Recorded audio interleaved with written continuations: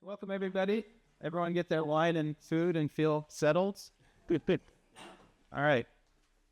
Thank you guys so much for coming to the Walt Klenz lecture with Ed Madovic. Ignore the C, I was told. I came up with some other pronunciations, but I think I landed on the correct one. From Constellation Brands. I'm Ned Spang. I'm the director of the Robert Mondavi Institute and associate professor of food science and technology. Very happy to welcome you tonight for an exciting discussion. The discussion and Q&A is all recorded, so please try to speak up loudly when you ask your question. We do have a mic in the back of the room, but we really need you to project when we're having that final discussion at the end. The mission of the Robert Mondavi Institute, for those of you who are new to the Institute, is to educate the public on current topics in food and beverage, including wine, beer, and really any beverage. We work with everyone on campus working with food and beverage, and we like to really highlight the work being done on campus and share it with the public, share it with folks working in industry and decision makers in the government. I want to give you a little bit of background on the Walt Klenz Lecture Series. It was established in 2005 through a pledge originally made by Beringer Blass Wine Estates to honor CEO Walt Klenz upon his retirement. The endowment supports a biannual lecture hosted by the Institute and sponsored by Treasury Wine Estates. The series brings famous winemakers and wine industry professionals to the UC Davis student body and the community to share their unique perspectives, insights, and experiences in wine business. The goal is to help educate our budding winemakers and the public about the important issues that the wine industry faces after the wine is made. Walt began his California wine industry career in 1973. In 1976, he was named Director of Marketing at Beringer Vineyards. He held a number of senior marketing, financial, and operations positions at Beringer until his appointment in 1990 as president. After Beringer was sold to Foster's Group in 2000, he headed Foster's global wine business. Walt served on the advisory board of ASC Fine Wines from 2008 to 2010 and also serves on the board of directors for J. Lohr Winery and Columbia Sportswear Company. He is past president of Napa Valley Vintners and past chairman of the Wine Institute, and I envy his traveling lifestyle. He's traveled to France. He's traveled all over the world to all the beautiful wine regions of the world, and I'd like to check some of those off my list as well. So thank you, Walt, for being here and helping to bring this important topic to our audience. I'll turn it over to you to introduce Ed. First. Thank you, Ed. Thank you. Thank you so much. And again, as I always do, thanks the Robert Mondavi Institute for being such wonderful hosts to this lecture series, which is, as Ned said, is entering its 20th year. Never thought out 20 years when we got started. I also want to thank this great turnout to all of you who I saw a number of familiar faces from over the years. So it's welcome. And it's my pleasure, as Ed said, to introduce tonight's speaker, Ed Madovic. Who's not only an industry colleague that I've known for a couple decades at least, but has become a good friend as well. And so it's especially nice for me to be able to introduce him tonight. As you can see, tonight's very important talk is entitled "Wine and the Global Debate Over No Safe Levels." No safe level. And Ed is uniquely qualified to talk about this topic tonight. He started continued his political career with Congressman Mike Thompson as his chief of staff for 16 years. Mike has served now in Congress for 25 years. So that was an important beginning of Ed's political career in Washington D.C. and here in Napa. He was in addition to chief of staff, he helped Mike form the Congressional Wine Caucus, which, if you know about that, is a very important sort of special interest group within Congress that advocates for the wine industry very effectively, and it's been a wonderful ally of the U.S. wine industry, really, not the California wine industry. After leaving government, he's had a couple of very senior policy roles at Treasury Wine Estates, being one where he was vice president in charge of public policy and public affairs, and most recently joined Constellation Brands as Vice President of Public Affairs, in charge of all the public policy issues related to wine, and also I think works with his beer and spirits colleagues at Constellation on issues such as this, which transcend just wine and go into beer and spirits. So he currently holds several key positions. He's a board member of the Napa Valley Vintners in Napa. He's also a board member of the Wine Institute, and has been fairly recently elected to one of the officer positions at Wine Institute, which means he is in line to at some point in the relatively near future to be chairman of Wine Institute, which is a great honor that I was very proud to be able to have that honor as well. It's a wonderful organization that's done so much for the industry over the years. I should say that just before turning it over to him, that in addition to his incredible energy and commitment to the wine industry, Ed is also known as a major factor in the Napa Valley philanthropic community. He's been on the board of the Napa Valley Community Foundation. He's been involved with the Napa Valley Wine Auction for many years. Those of you who follow some of the Napa activity know that those two organizations each contribute literally millions and millions of dollars per year to the community across a wide range of needs in the community of Napa. So I'm really proud that Ed has that as well. So without further ado, please join me in welcoming tonight's speaker, Ed Mondavi.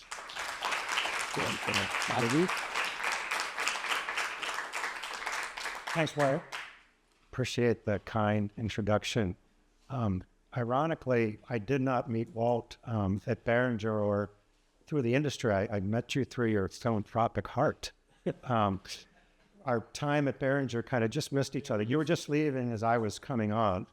But Walt and his wife, Sylvia, have been huge supporters of a center for adults with Down syndrome in Napa. And for, God, over 20 years, they've consolidated and gotten the wine industry, the local wine industry, to come and support that center as well.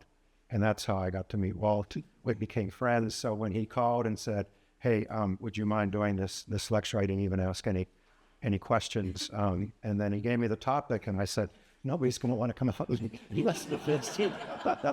This is so dry and boring. He goes, no. Like Penelope and James were saying that Karen McNeil had mentioned this, for those of you who saw Karen McNeil out here. And so I thought maybe I'd go into a little bit more detail on it. So thank you, Walt. Without further ado, let's get started. What could go wrong, right? You can tell from my very artistic graphics here that I'm great at PowerPoint. It looks like one of those generic cereal boxes from the 70s. Okay, first some housekeeping. The comments tonight are for me. They're my personal comments. They're not in any way Constellation's position or any of the boards that I sit on. And I need to say that, and they didn't ask me to say that, but I need to say that to keep them out of trouble, because the TTB and others, there's very strict laws and regulations about making any type of health statement about alcohol. And so this is coming from me. I'm not built for prison, but if I do have to go, I'd rather be me and not the folks that I work with. So that I now, along with the show, I want to start with two bookends of two videos and talk about what happened in between and how we got from one point in time to another point in time. And you'll recognize the first, and you may or may not recognize the second. So bear with me here.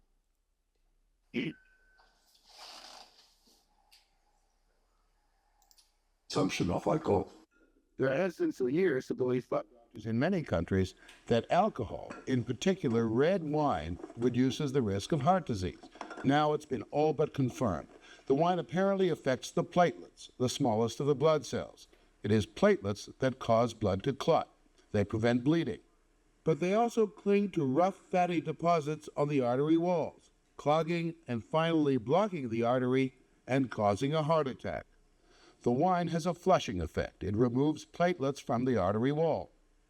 So the answer to the riddle, the explanation of the paradox, may lie in this inviting glass. Yeah. What? So that was 1991. Morley Safer. I remember it well. So that's now.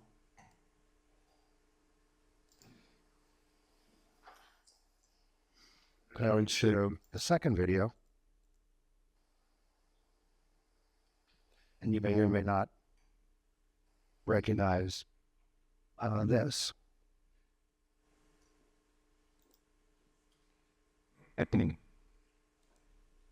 Well, the Oregon Health Authority has a new public service announcement. It's called Rethink the Drink, and that's part of their campaign.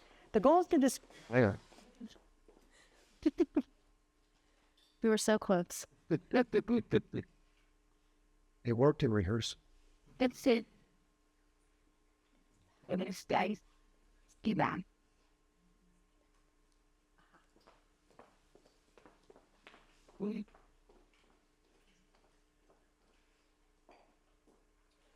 How? That.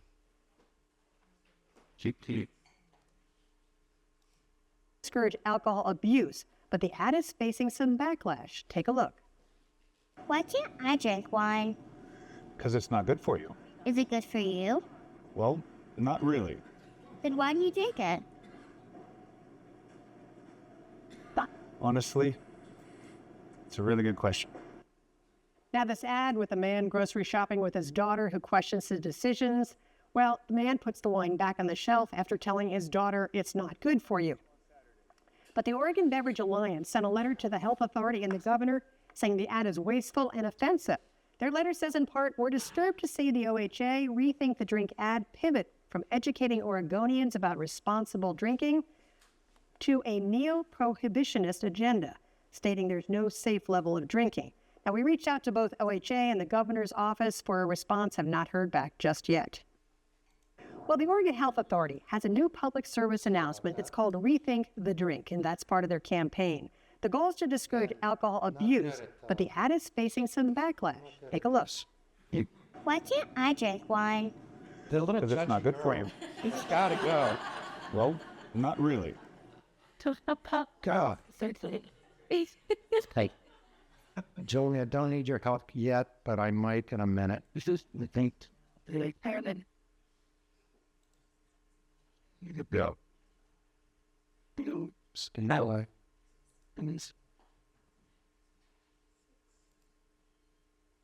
Yeah, That's the last video. that's good. Everything. Okay, so what I want to do is kind of talk about that ad from just last year in the major media markets in Oregon, back to Morley Safer, where he's talking about the J curve and the French paradox. And with that little girl, she's not alone. We're seeing more people doing dry January. We're seeing sober October. We've got now sober curious movement going through the U.S. And every generation needs a name, right? So here we got the sober curious generation with Gen Z saying that 61% are going to decrease their alcohol content in 2024.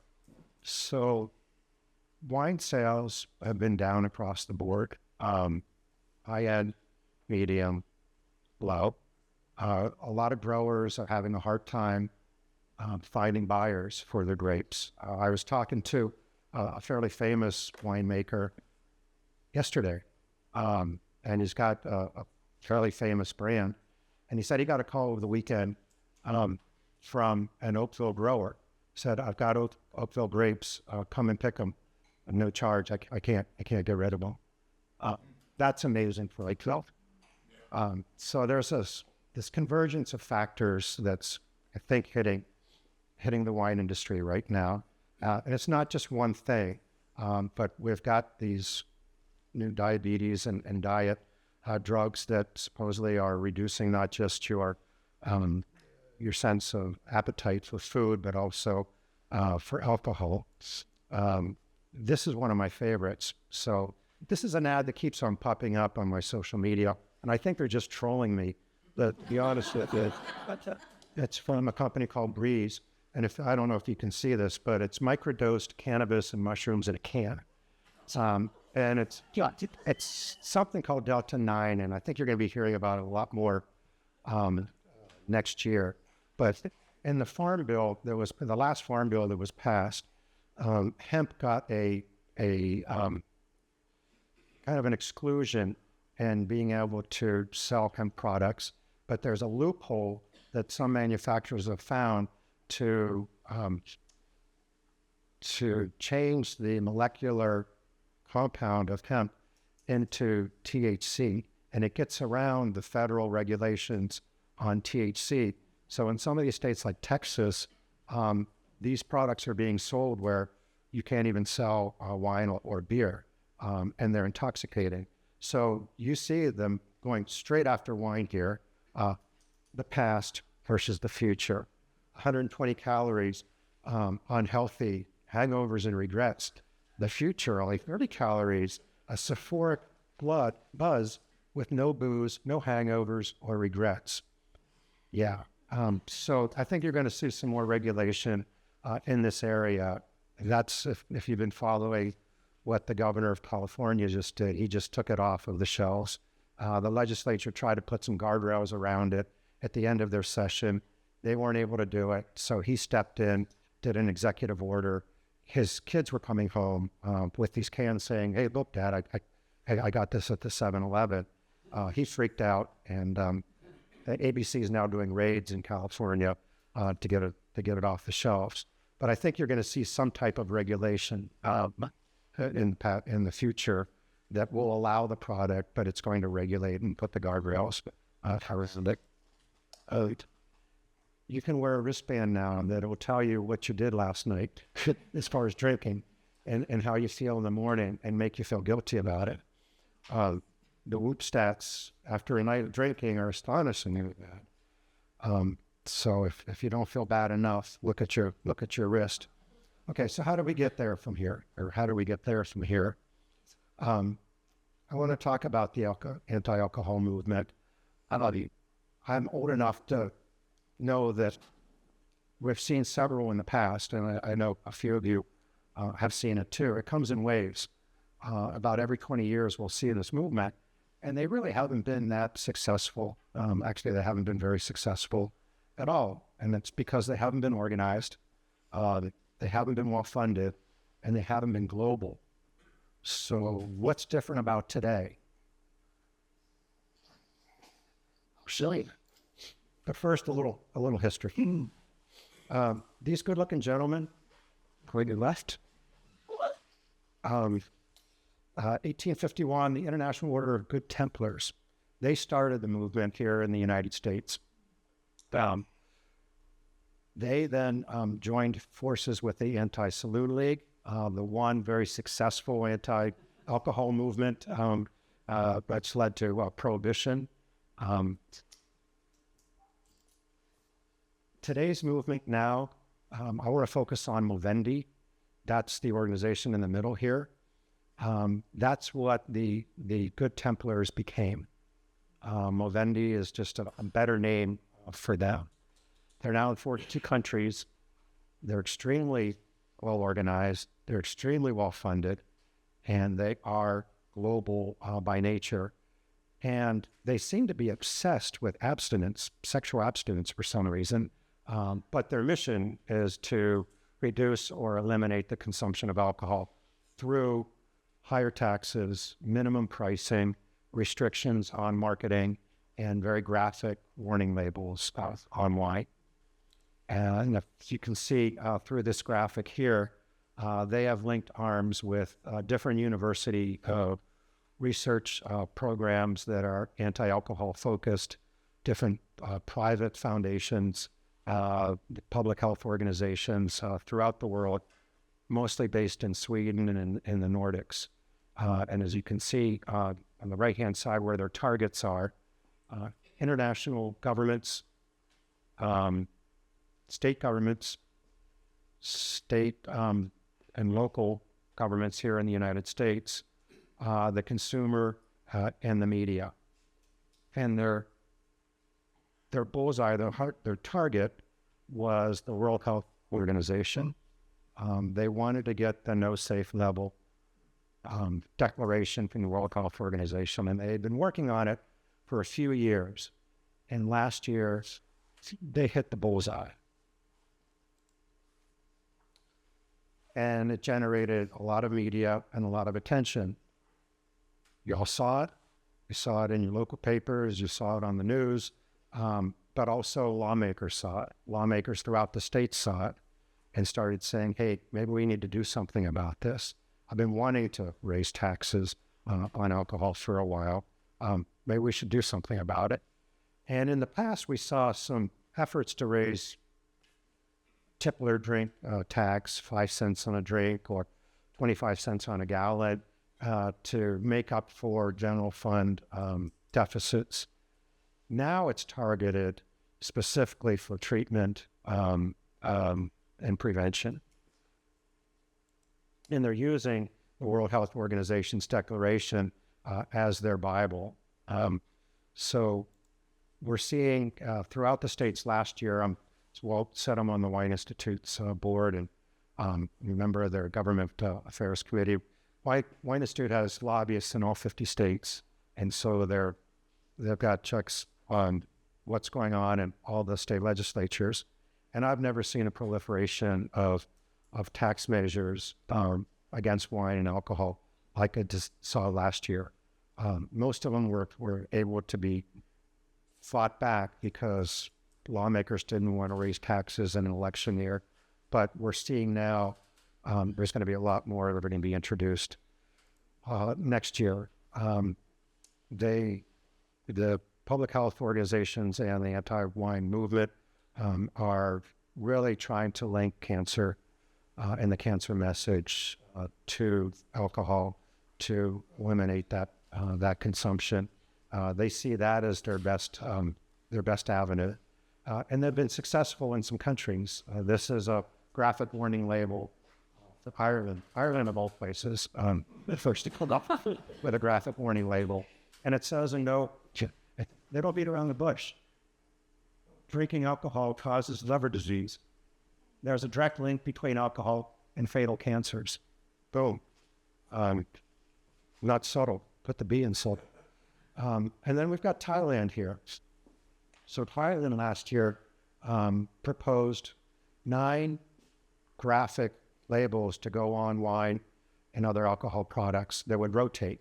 So if you were a winery, I think it was every 3 months, every quarter, you had to rotate and have a different label put on. So just think of the expense for one thing that would cause you. But these were the nine labels that were proposed. And suicide, cancer, domestic abuse, child abuse, fatal car accidents, and in the bottom left, male impotence. I don't know why I looked over here. Male impotence. So they were very close to enacting it, and it was defeated. FIVS got involved in it, and some of the international organizations got involved in it. It was pushed back, and they're going to reconsider it for next year. So I work with Opus. It's part of our small family of brands, and I can't imagine Opus putting one of these labels on their bottle, or Tablas Creek or any other winery wanting to have this label on their bottle. But that's where the movement is heading. So January 11th, 1964, Surgeon General comes out with a statement that tobacco is bad for your health. The anti-tobacco lobbyists movement that was their target, that was their bullseye, to get the Surgeon General's statement. And once they could do that, they knew they could get the warning labels, and they knew they could get the sales restrictions, and they knew they could get the higher taxes. The anti-alcohol movement has been very upfront, very transparent, that they are using tobacco's playbook. But instead of the Surgeon General, their holy grail is the U.S. dietary guidelines. That is their U.S. Surgeon General.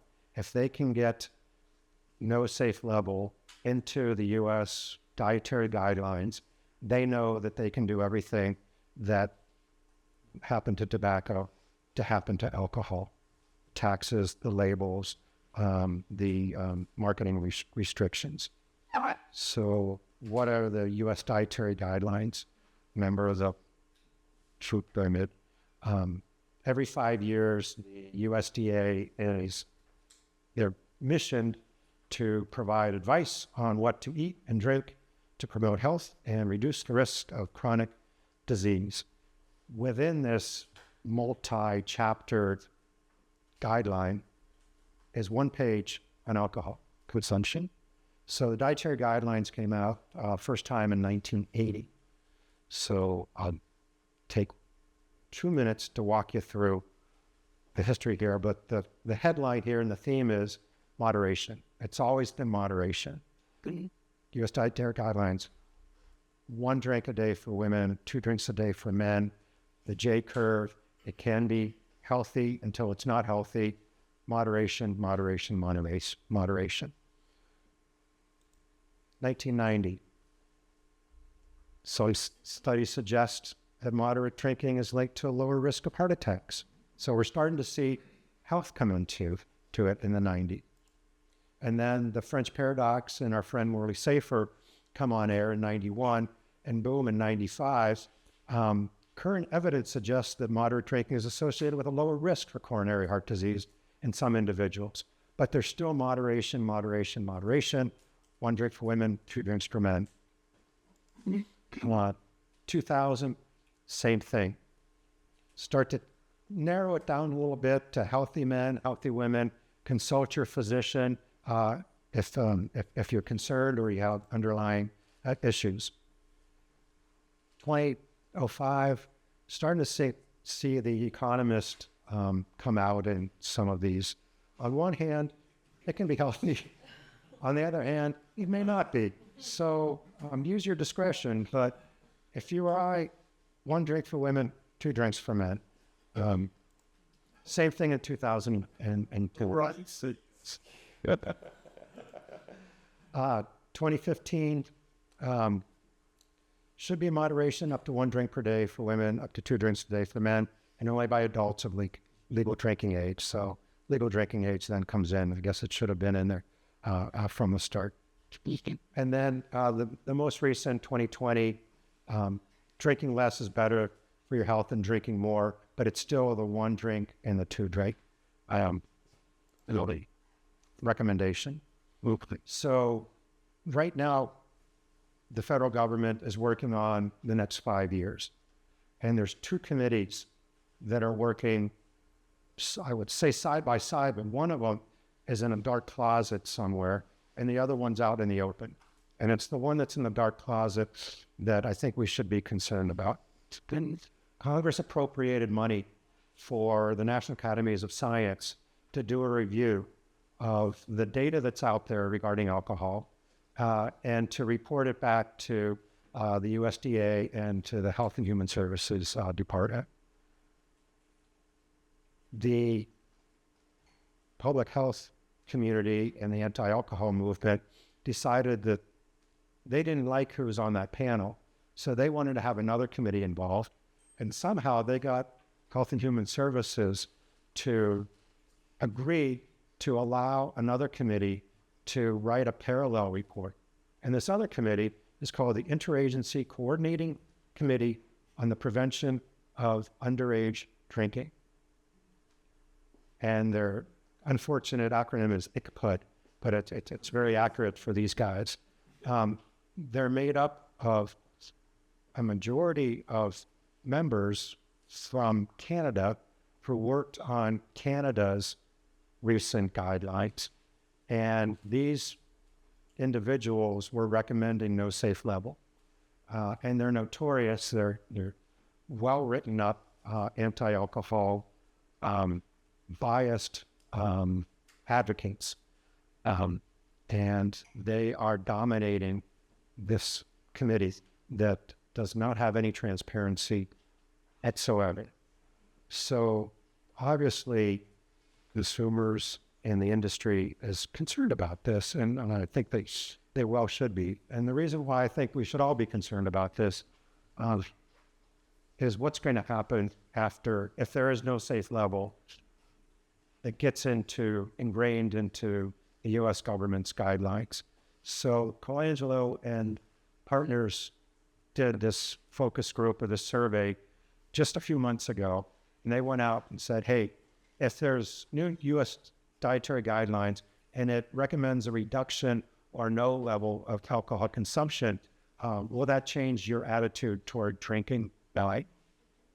And if you see the age group from 21 to 39, 1/3 of them said, yeah, we just adopt the new guidelines. And another third said, I cut down, but maybe not to the new level if it's draconian. So I think we should be concerned. Walt promised me that I wouldn't be a Debbie Downer. Did you say, where's the good news? So there's some green shoots, and I think there's some good things that are coming out of this and that could come out of this. So I want to leave you on a, here we go. I've been involved with trade associations for about 20 years. Wine Institute, Beer Institute, Discus, the Distilled Spirits Council, Wine America, FIBS on the international level. And they haven't always played well in the sandbox together. They do when they need to, but not all the time, because they have different issues and they're competitors a lot of the times. But this issue has brought them all together. I've never seen them all pulling the same rope as hard as I'm seeing them pulling it now. The 5 CEOs from the Big 5 are meeting every week on this issue alone. They've already had meetings with senior White House officials, with the chiefs of staffs of the 2 secretaries, HHS and USDA. There's another meeting coming up this Thursday. They're on it, but they've also put their money where their mouth is, and they've pulled their resources to hire outside counsel and outside advocacy groups to help with the messaging and to try to shine a light on some of this opaqueness that's going on in this process. And so we're starting to see some of the benefits of that. If you've seen recently, and Ned had mentioned it to me before we had started, their message has gotten through to Congress. Congress had no idea about this shadow organization, this ICPUD organization before. So once we were able to educate them, they said, well, this makes no sense. We didn't mandate this. That's not what we wanted. So 114 members of Congress from both sides of the aisles called on the Secretary of Agriculture and HHS last week to stop the ICPUD process. Stop it in its tracks. Don't put out the report. We want science-based process. We're willing to live with whatever science says, but we don't want the bias. We want science over bias. And we want it to be transparent to us and to everybody. So that is a positive development. We're starting to see some good things in the media to educate the consumers about what's going on out there, because I think it's going to come down to the public putting pressure on their legislators of what's happening. And we're starting to see some articles being written. Here we've got The Hill, which is widely read on Capitol Hill for lawmakers. The Milwaukee Journal and Sentinel just had a really good piece You may have seen the Chronicles story about a month or so ago that delved into ICPUD and who is on ICPUD and what their agenda is. And then they've created this advocacy group and coalition has created this website, Science Over Bias, and it's pushing that out through social media. So if people want to get the facts and they want to see where the science is in this area, there is competing science on all of it, but you have to look at all of it. You just can't cherry pick like what ICPUD's doing. And there could be 1,200 studies out there. They'll take 6 of them that confirm their bias and go with that. Karen McNeil talked about Come Over October. So we're not just seeing it at the stakeholder level, we're seeing it at the grassroots. I love what Karen's doing with Come Over October, trying to change that Sober October to Come Over and cultivating togetherness. And that's a theme that the Wine Institute has picked up on. So Wine Institute's going to start this campaign. I'm really excited about. Probably within a couple months, they did a test run in Austin, Texas, and then one up in, I think it was Calgary, because it was cheaper to do it in Canada because the value of the Canadian dollar is like 3 cents, I think, right now. So they did it up in Canada, and it was very positive. And it targets the zillennials, the 21 to 40. So they did focus groups all over the country with this age group to try to, I know, what are your concerns? What wakes you up at 2 a.m? What do you want to do with your life? And the common theme was, I'm scared. I feel alone. The world is chaotic. I have no money. I'm spending it all on rent. I have friends, but they're on the computer. I'm isolated, and I want to live my best life, but I'm not quite sure how to do it. So it was something that we were calling connection amnesia. They came out of the pandemic, and it's now where do I go? And wine's not in a single serve. We were talking about it earlier. It's to be shared, unless you're my wife. It's to be shared among groups of people. It brings people together. And so the whole campaign is going to be about bringing people together, not talking about the health aspects of wine, but the mental aspects of wine and the social aspects of wine, which then leads to the blue zones. So the blue zones, if you're familiar with them, went around the world. What's the secret to people living over 100? And they came away with 9 lessons. And lesson number 6 was wine at 5 o'clock. Wine at 5 o'clock. Have it with food, have it with people. That's number 6. So remember blue zones.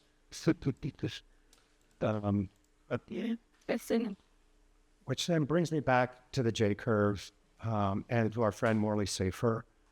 And I want to end, since my office is at the Robert Mondavi Winery, and we're here at the Mondavi Center, I wanted to end with my hero.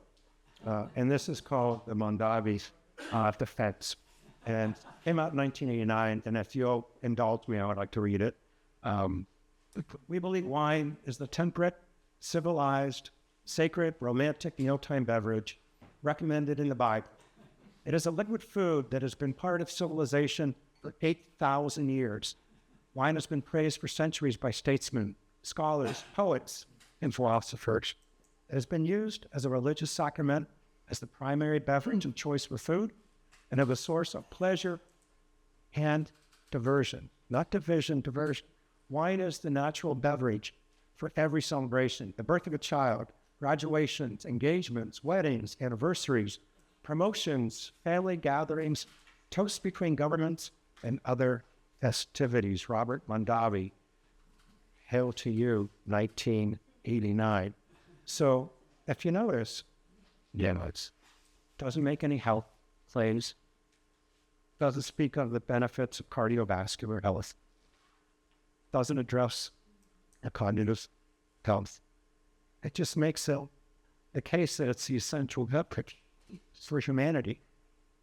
And I think, and hopefully others will as well, that it's going to be the essential defense of wine at a time when we are seeing this new anti-alcohol movement that is well organized, well funded, global, and it means business. So with that, I would love to thank you for your time.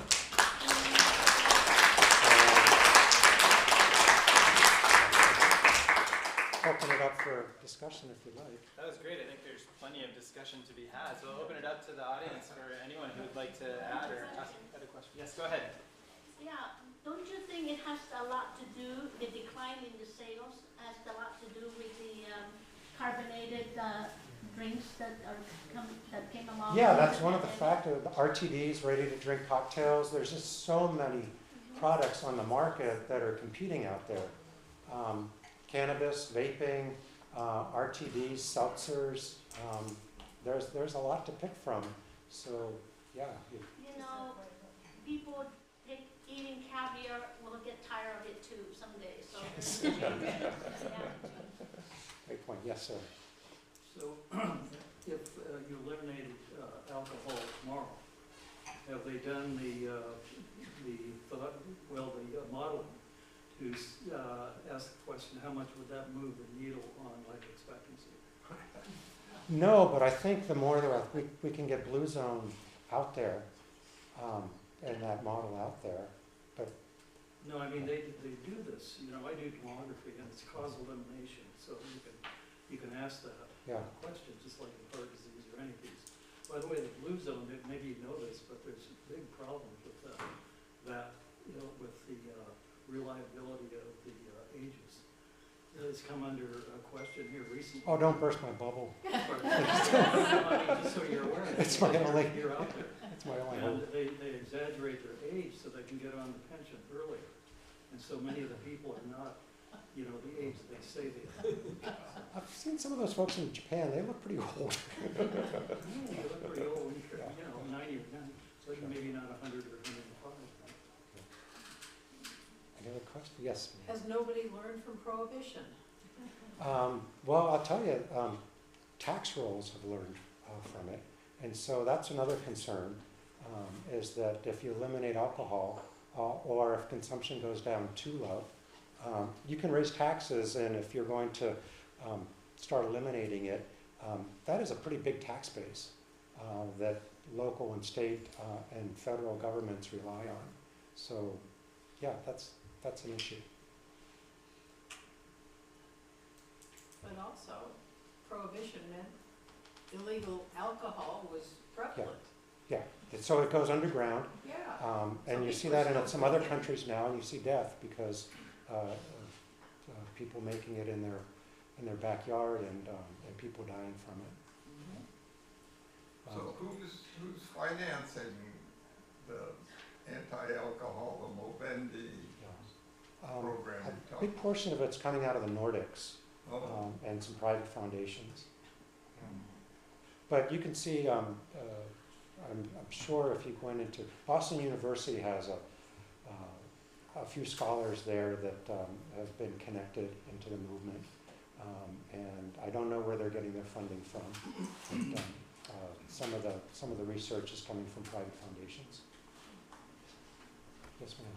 Do you see many research projects that are focusing on the health benefits of wine? My husband's research was the French paradox.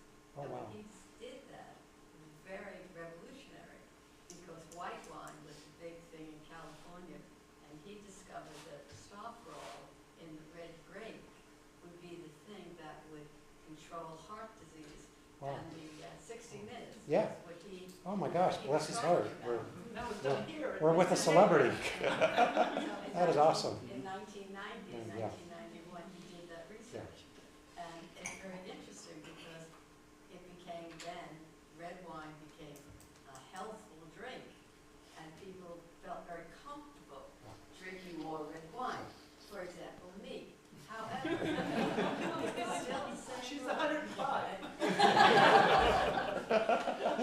not to this guy. She looks like she's 85. But the interesting thing was that, again, because wine could be projected as a health food, it became more acceptable. And I'm noticing from what you're discussing that there's no, you didn't talk about any, let's say, research that was saying it is healthful. It really, apparently, is not healthy at all. Do you remember the part in my address where I said I wasn't built for prison? So this is the catch-21 with the alcohol industry. You can't make any health statements. The research is out there, you're absolutely right. And I put up the screen. This was a study that was recently done. Wine in Moderation is getting it out there. IARD, International Alliance for Responsible Drinking, is getting this study out there. But the wine companies and the alcohol companies and the trade associations aren't allowed to. But the research is out there. And it's modern research. It's not going back and cherry picking things from 10 years ago. It's, to your point, it's there. It's just who's getting it in the right hands.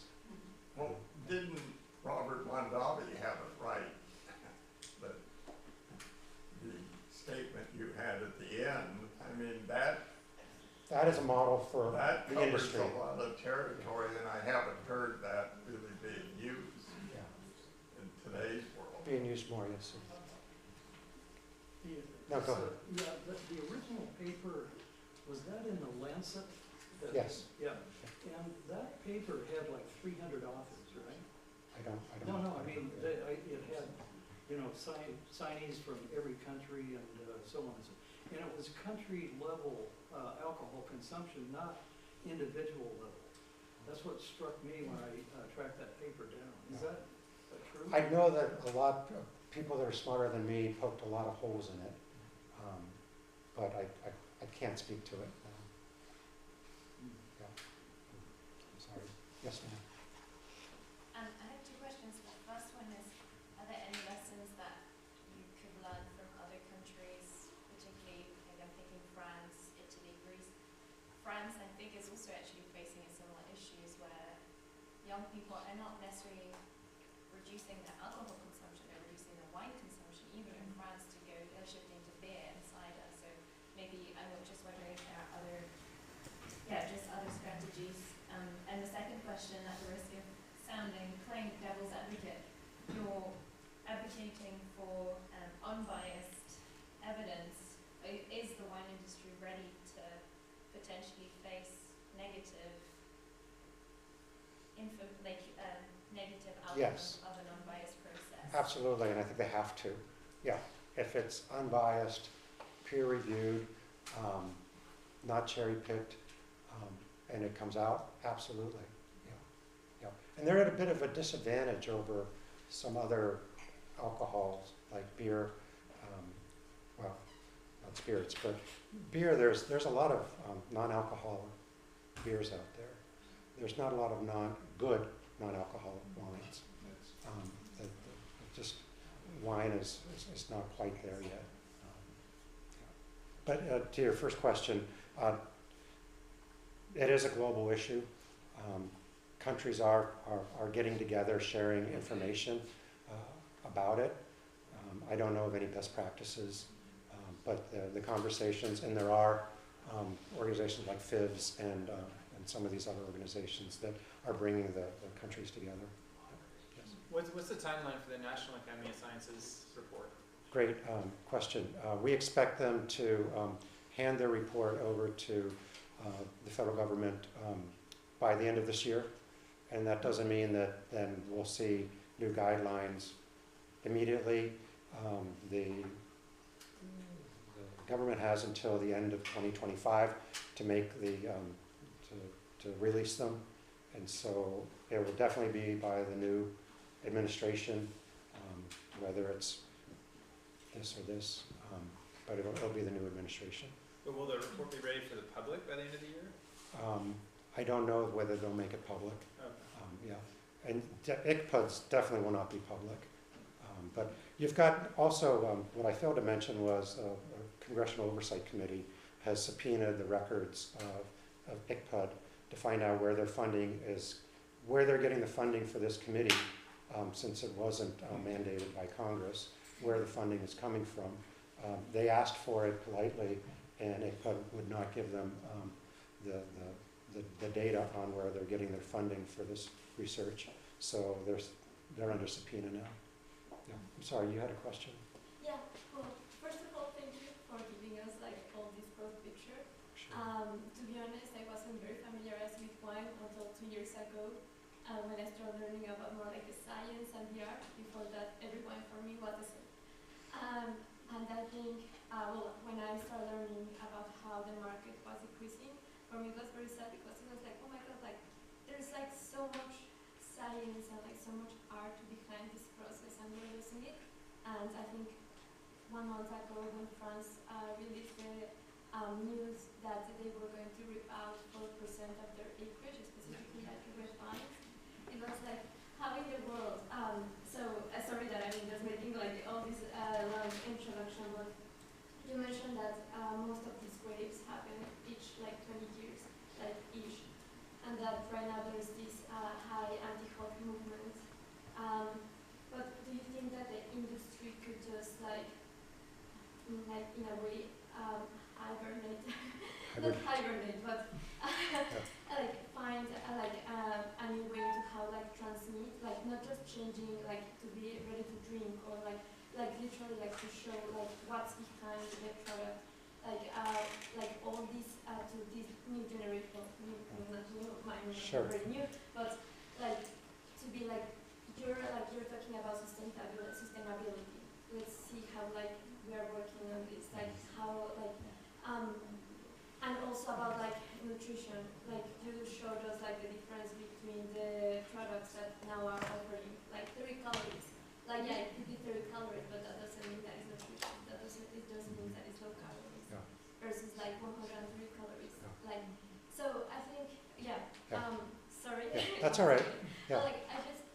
But I think your question is, my question is should the wine industry, can they hibernate and kind of ride out the storm and survive? And look for other markets, like the food industry in a way is struggling just like to get crops, like to find other markets in the meantime to manage. Well, I think, wine is like any other industry where if you don't innovate and you're not constantly growing and changing to meet the consumer where they are, then you will die, you'll perish. And with your generation, I think wine has to meet you where you are, not where wine is. Wine has always been, hey, we're over here, sophisticated, drink, when you're ready, come on over, we'll be ready for you. I think wine has to come and meet you where you are and where you're living.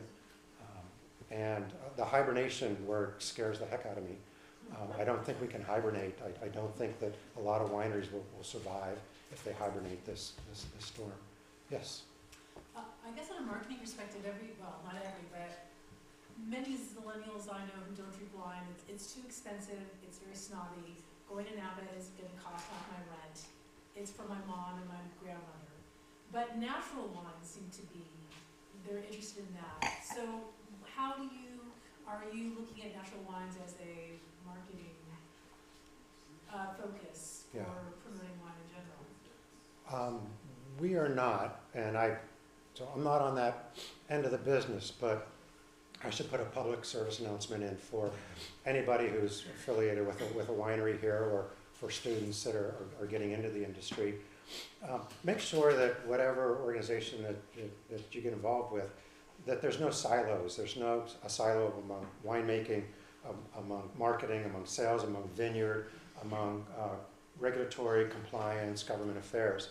The more that regulatory compliance, government affairs knows how the wine's being made, how it's being grown, how it's being sold and marketed, the more it can advocate on those issues. The more it knows about the distilling, the fining, the agents, the chemicals, everything that goes into it, the yeast. And the more that, yes. No, I was going to say, and the more that that side of the business knows about what's going on in the regulatory arena, I think that it can be beneficial to them. Now, I don't know anything about natural wine, but I do know, overhearing the folks in our winemaking teams absolutely hate it. And they think it's phony baloney. But I shouldn't say that on camera. Some of you may have been here about 2 years ago. Martha Struman, who has a fairly well-known small natural wine company based out of Sebastopol, was a speaker here. And you probably can get the tape. We had a very interesting discussion about natural wines on both sides. Yeah. The argument that it's very difficult to do. What is a natural wine? Yeah. There's no definition. Yeah. But on the other hand, there is clearly a constituency that is interested in, Very much so. in that approach. Probably that can be. We can send that out. Yeah, it can be made available. And again, I urge you to, the comments of the speaker from the speaker alone, and not from the company that well, he represents. With that, please join me in thanking Ed for the talk tonight.